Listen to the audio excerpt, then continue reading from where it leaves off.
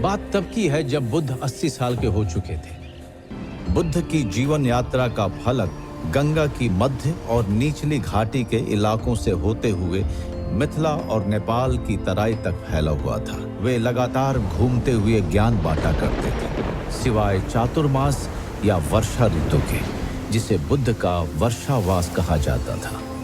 वैशाली की बाहरी सीमा पर बसे बेलुआ गांव का वर्षावास बुद्ध की अंतिम यात्रा का प्रस्थान बिंदु साबित होता है।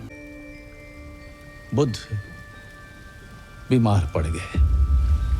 उनके शिष्यों ने काल की इस कुंडी की ध्वनि नहीं सुनी। बुद्ध मुस्कुराए, अपनी संकल्प शक्ति से अपने को स्वस्थ किया और अगले पड़ाव चपाल चैत्य पहुंच गए। He ultimately said to Mara that okay, don't worry, within 3 months I will be accepting महापरिनिर्वाण।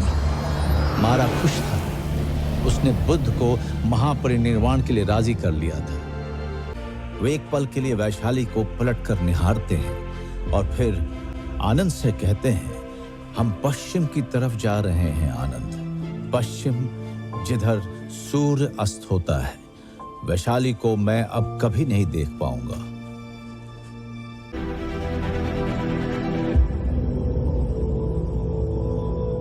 बुद्ध जैसे ही महापरिनिर्वाण को प्राप्त होते हैं, एक भूचाल आता है। कुछ देर बाद जब धरती थमती है, तब साल के वे वृक्ष फूलों से भर जाते हैं और वे फूल भगवान बुद्ध की पार्थिव देह को ढक लेते हैं।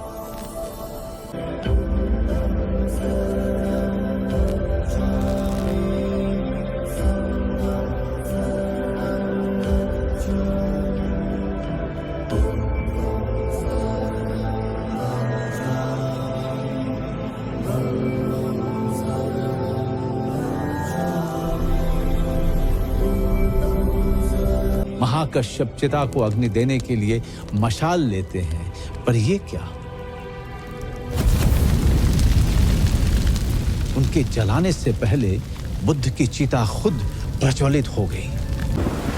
पर वो वर्षा बुद्ध की चिता बुझाती तो है, पर जलने के बाद, और अंत में बचता है तथागत के कपाल का एक हिस्सा, उनके 4 दांत और कंधे के नीचे की हंसली की 2 हड्डियां, ढेर सारी राख और क्रिस्टल्स।